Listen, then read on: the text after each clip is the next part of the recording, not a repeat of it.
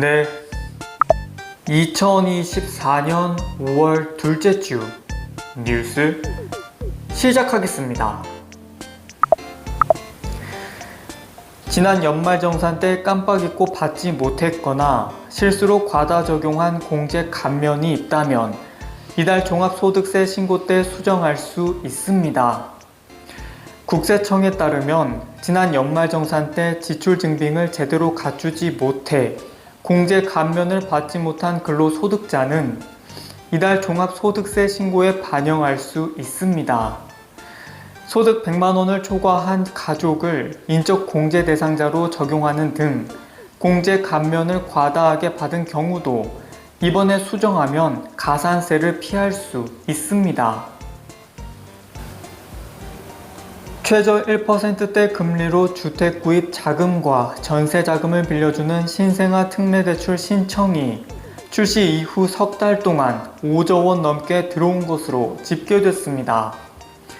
정부는 올해 신생아 특례대출이 32조 원가량 나갈 것으로 추계했는데 현재 16%가량 소진된 겁니다.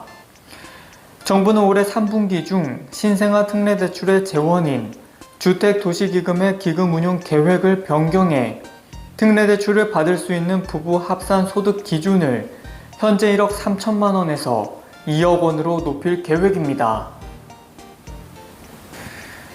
식품의약품안전처는 1년간 홍삼 비타민 등 건강기능식품의 소규모 개인 간의 거래를 제한적으로 허용하는 시범 사업을 시작합니다. 식약처에 따르면 건강기능식품 개인 거래는 중고거래 플랫폼인 당근마켓과 번개장터 두 곳을 통해서 1년간 최대 10번까지 가능하며 영리 목적의 과다한 판매를 막기 위해서 거래 금액도 누적 30만원 이하로 제한합니다. 또 소비기한이 6개월 이상 남아있고 실온 상온에서 보관된 미개봉 상태의 제품만 거래할 수 있습니다.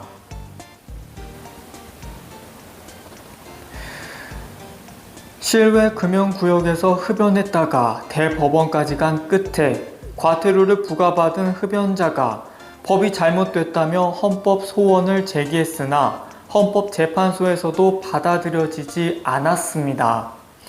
흡연자는 실외나 그와 유사한 구역은 실내와 비교해 담배 연기가 흩어지므로 실내보다 간접 흡연 피해가 적다며 과도한 제한이라고 주장했지만 헌재는 국민 건강을 증진한다는 공익은 흡연자들이 제한받는 사익보다 크다며 흡연자의 주장을 받아들이지 않았습니다.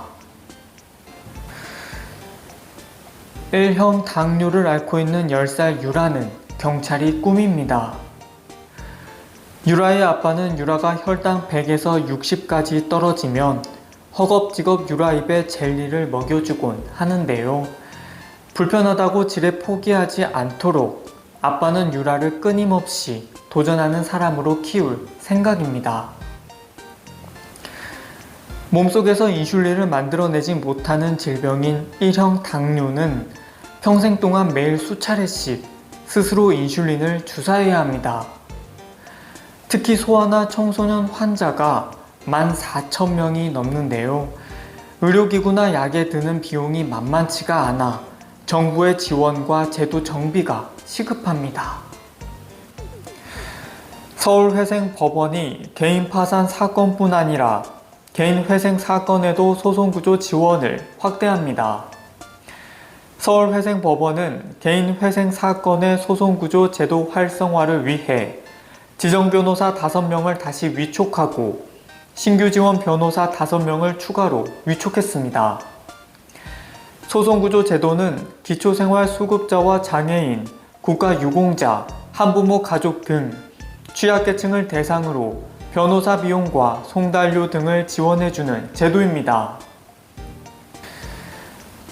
6월부터 경부고속도로의 버스 전용 차로 평일 구간이 안성 나들목까지 연장되고 주말 영동고속도로 버스 전용 차로는 폐지됩니다. 경찰청과 국토교통부는 이런 내용의 고속도로 버스 전용 차로 고시 개정안이 행정 예고 등 관련 절차를 마무리해 다음 달 1일부터 전면 시행된다고 밝혔습니다. 지금 같은 고금리의 대출 원리금을 제때 상환하지 못하는 소상공인과 자영업자 등 개인 사업자들의 숫자가 크게 늘고 있습니다. 금융권에 따르면 국내 5대 은행에서 1개월 이상 연체가 된 개인 사업자 대출 총액은 올해 1분기 말 기준 1조 3,560억 원으로 지난해 1분기 말보다 3,690억 원이 올라서 1년 새 37% 급증했습니다. 이는 코로나19 이후에 급증했던 대출 만기가 점차 돌아오면서 상대적으로 상환 능력이 부족한 취약차주를 중심으로 연체가 쌓이고 있기 때문으로 분석되고 있습니다. 위산 억제제와 항생제를 함께 사용하면 항생제 내성균인 카바페넴 감염 위험도가 증가한다는 연구 결과가 나왔습니다. 카바페넴 내성 장내세균 감염증은 항생제 내성으로 인한 세균 감염증의 하나입니다. 치료약제가 제한적이고 혈액에 세균이 침투할 경우 사망률이 매우 높아 전 세계적으로 긴급한 항생제 내성 위협으로 보고됩니다. 연구진은 항생제와 위산 억제제 동시 처방을 주의하고 적정 사용 전략을 마련해 효과를 검증해야 한다고 강조했습니다.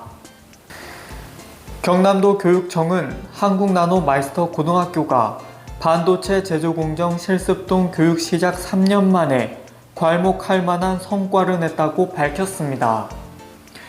도교육청은 밀양에 있는 나노마이스터고가 최근 3학년 45명과 교사 3명이 80마이크로급 반도체 웨이퍼 패턴 제작 공정에 성공했다고 전했습니다. 이 공정은 반도체 제작 공정 8단계 중 선 공정 4단계에 해당하는데요. 대학교나 대학원 과정 수준의 학습을 요구하는 공정인 것으로 알려졌습니다. 국내 김 재고 부족으로 가격이 치솟은 가운데 해양수산부가 김 수입 관세를 9월까지 면제합니다. 해수부는 김 가격을 안정시키기 위해 오는 10일부터 김 생산 시기 이전인 9월 30일까지 한시적으로 마른 김 700톤과 조미김 125톤의 관세를 면제하는 할당 관세를 적용하기로 했습니다. 국세청이 소규모 자영업자 등 종합소득세 납부 기한을 9월 2일까지 3개월 연장했습니다. 지난해 매출 실적이 좋지 않아 올해 1월 부가가치세 납부 기한이 자동으로 연장된 건설, 제조업, 음식, 소매, 숙박업 등 사업자 125만 명이 대상입니다. 또 지난해 수출액이 매출액의 50% 이상인 중소기업 등 개인 수출 사업자 5,000명도 종합소득세 납부 기한이 연장됩니다. 서울시가 1인 가구와 경제적으로 어려운 청년 계층의 불규칙한 식사 문제를 해결하기 위해 나눔 냉장고 사업을 올해부터 확대 시행합니다. 나눔 냉장고 사업 대상자로 선정되면 한 달에 한 번씩 한식품 대기업에서 구성한 즉석밥과 냉동식품 꾸러미를 받을 수 있습니다. 강북과 강서 서울청년센터에서 추가로 나눔 냉장고를 운영해 서울 시내 총 6곳에서 지원 사업을 진행하고 지원 대상도 약 6천여 명으로 작년보다 2배 늘립니다. 법무부가 스토킹 범죄 피해자 보호 시스템을 강화한 뒤 시스템을 이용하는 피해자들에게 보복 범죄 피해 사례가 한 건도 없었던 것으로 나타났습니다. 법무부는 지난 1월 12일부터 4개월 동안 전자감독 피해자 보호 시스템을 강화해 운영한 결과 이같이 조사됐다고 밝혔습니다. 앞서 법무부는 가해자가 일정 거리 이내로 접근하면 피해자에게 휴대전화 문자로 가해자의 위치 정보를 자동으로 보내는 기능을 스토킹 피해자들도 이용할 수 있도록 했습니다.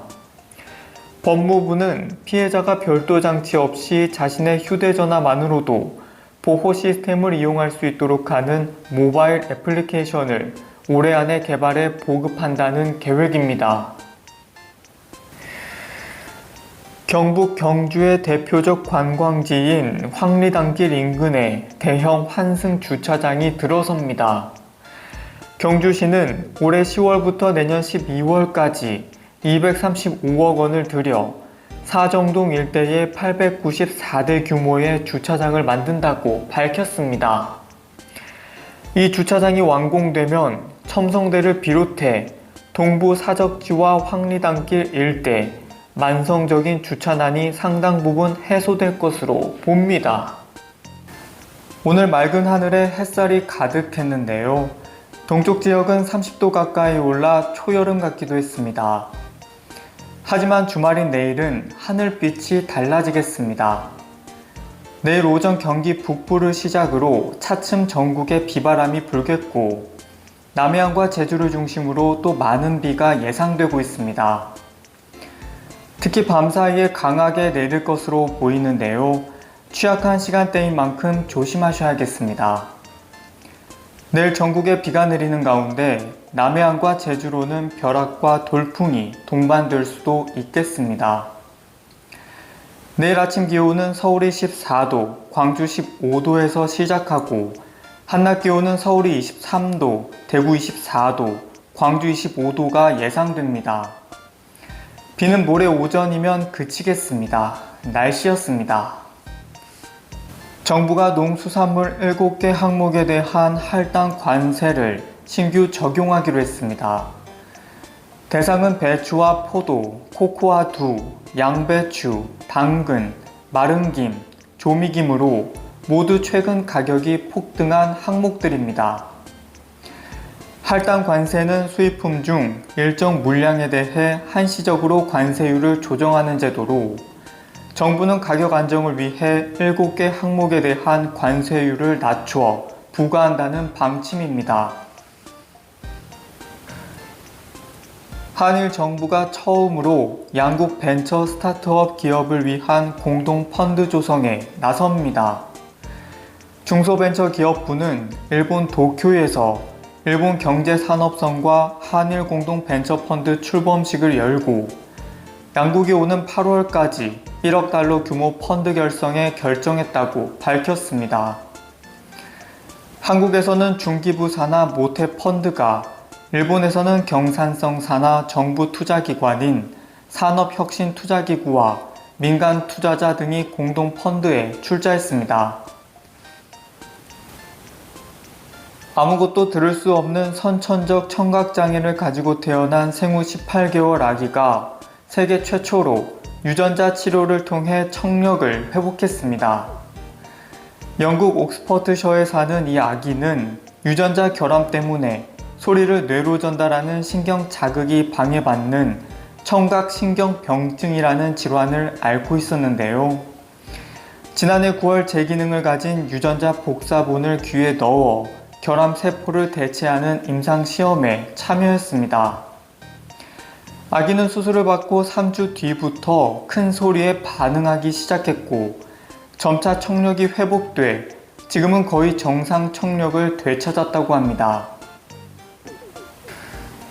정부가 내년 7월 입양 관련 법률의 시행을 앞두고 모든 입양 아동의 안전과 관리를 국가가 책임지는 입양체계 구축에 나섭니다. 이러한 체계가 마련되면 민간 입양기관이 아닌 국가와 지방자치단체가 아동을 적합한 양부모에 연결해주고 입양가정의 적응을 지원합니다. 복지부는 입양제도 개편과 함께 국외 입양은 최소화하고 국내 입양을 활성화하는 정책을 추진합니다.